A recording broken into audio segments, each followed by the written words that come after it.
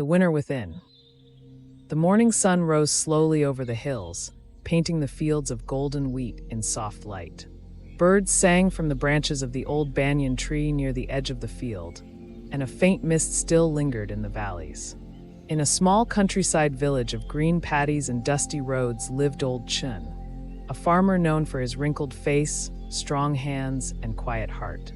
He had worked the same land for more than 50 years, land that had seen both drought and harvest, sorrow and joy. Every morning, before the roosters crowed, Old Chun woke up, lit his small oil lamp, and went to his fields. His body was slower now, but his spirit was steady. He still believed that every day carried the seed of something good, if only a man knew how to see it. Yet lately, things had changed in the village. A group of young farmers had begun to use new machines and chemicals to grow crops faster.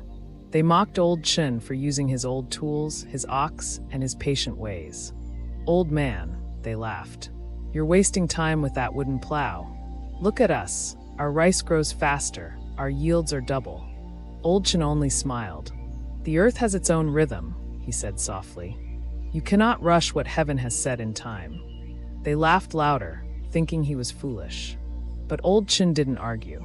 He just returned to his small field, touched the soil with his hands, and whispered to himself, "Everything grows, but not everything grows well." That year, the rains came late.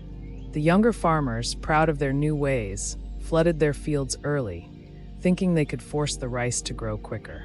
But the water dried too soon, leaving their young crops yellow and weak. Old Chun, meanwhile, waited.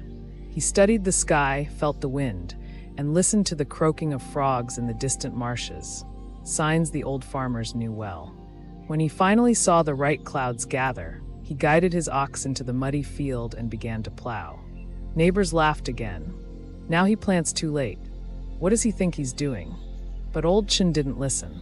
He planted his seeds gently, covered them with care, and whispered, "Grow strong, my little ones. The world rushes, but we will take our time." Weeks passed. The other farmers' fields looked green at first, but soon the leaves wilted from pests and poor soil. Meanwhile, Chen's young rice grew slow but sturdy, bending under the morning dew like soldiers bowing before battle. By harvest time, his small field shimmered like gold under the sun. The villagers stared in disbelief.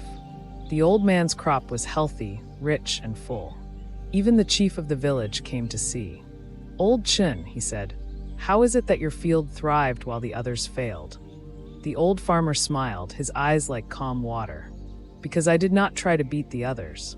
I only tried to understand the land." When the harvest festival arrived, the villagers gathered to celebrate. The younger farmers, though embarrassed, still whispered among themselves. "He's just lucky," one said. "He's old, but he doesn't know how the world works now," another muttered. Old Chun heard them, but he didn't mind.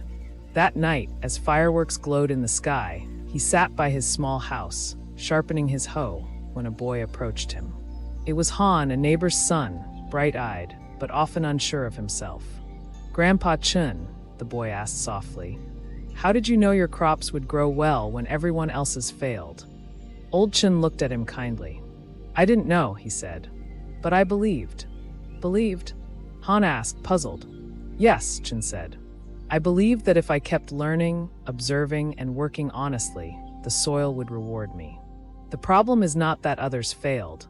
It is that they stopped learning the moment they thought they knew enough." Han frowned. "So, you're saying they failed because of their mindset?" Old Chun nodded. "Exactly.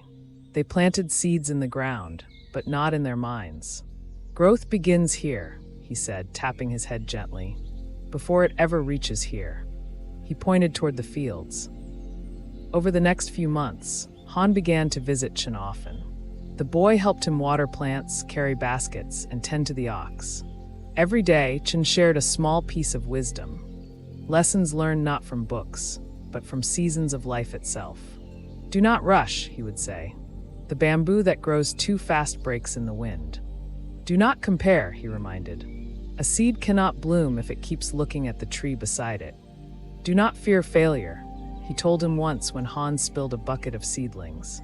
"The soil is forgiving. It teaches us to try again." Han began to change. He became more patient, more observant, and more confident. He learned to listen, not only to his elders, but to nature, to silence, and to his own thoughts. And gradually, he saw what Old Chen meant. Growth was not about speed or competition.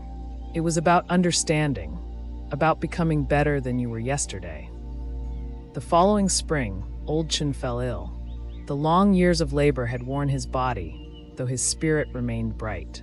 Han came running to his side with worry. "Grandpa Chen, don't speak. I'll call the doctor." But Chen shook his head weakly. No, sit with me, boy. There's something more important than medicine right now." Han knelt beside him, tears in his eyes. "Han," Chen said softly, "do you remember what I told you about the soil?" "Yes," Han whispered, "that it rewards those who understand it." Chen smiled faintly. "Good. But there's more. The land is just like life. Sometimes, it gives you storms instead of sunshine, drought instead of rain. But even then, you must keep sowing. Never let your spirit go dry." He took Han's trembling hand.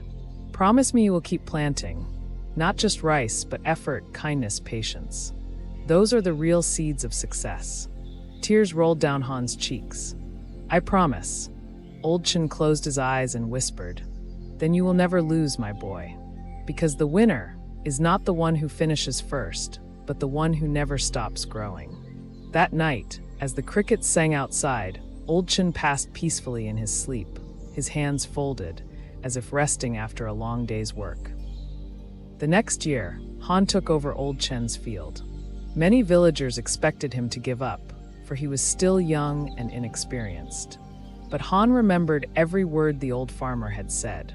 He tilled the soil with care, planted the seeds with patience, and treated the earth not as an object, but as a teacher. He studied the clouds, the wind, and the rhythm of the rains. Slowly, the field began to flourish again.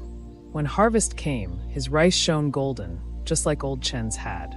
The same villagers who once mocked the old man now came to praise Han. "You're talented, boy," they said. "You must have inherited Chen's luck." Han smiled humbly. "Not luck," he said. "Mindset. He taught me to grow from within." Years passed, and Han became known across the region as a wise and prosperous farmer. He never chased wealth, yet prosperity found him.